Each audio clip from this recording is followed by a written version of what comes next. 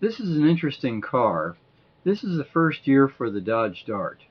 And you may ask, how is it different from the full-size Dodge? Not much difference. However, the Dodge Dart offered the new Slant 6, while the big Dodge did not.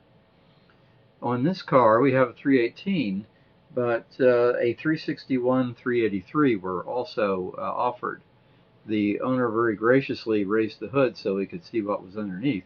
Now, a quick way to distinguish the Dart from the regular Dodge is the grille. You notice the grille is vertically oriented. In this car, in the Dodge, it is horizontal. But otherwise, the cars look amazingly similar and about the same size, I would say.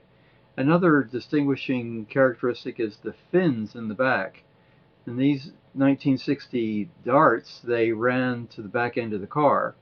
In the Dodge, they were raised a bit and dropped off about midway towards the back end of the car, the back quarter panel. So, at any rate, a very unusual car. And there you can see, looking through the windshield, the see-through speedometer, which of course Ford had in 1954 and 55.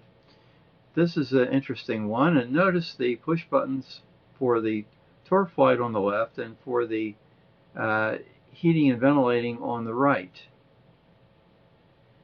Nice two-tone color combination here.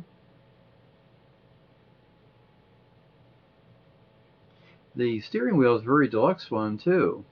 So this was kind of the junior Dodge. They had another year of being a large car. Then they were downsized.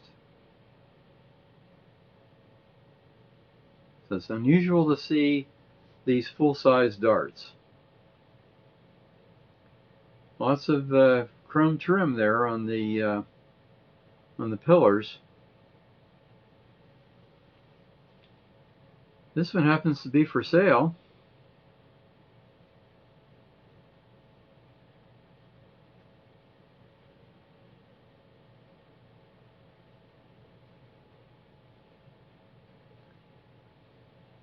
And the interior appeared to be in good shape.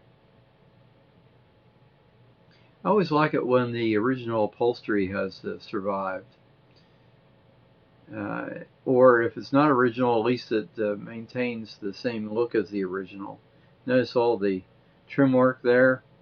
Here are the fins. As I mentioned, they go all the way back to the back end of the car. The regular Dodge, that was not the case. And they were a bit higher. Must have been confusing going into a Dodge dealer back in the day when you weren't sure whether you wanted the Dart or you wanted the Dodge. I'd say the car industry was in kind of a transitional time at this point. Didn't know whether to get bigger or smaller, what to do with the fins or not the fins. So it was this was hedging their bets with the Dart. And as we said later on, the Dart got to be a compact car. But it started off here as a full-size car.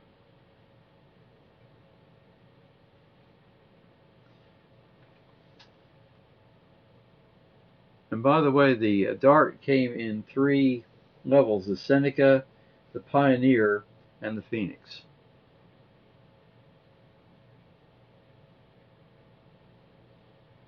I'd say it must have been very confusing on the assembly line back in the day. It didn't put a Dodge interior in a Dart and vice versa. Those were the days. Nice car.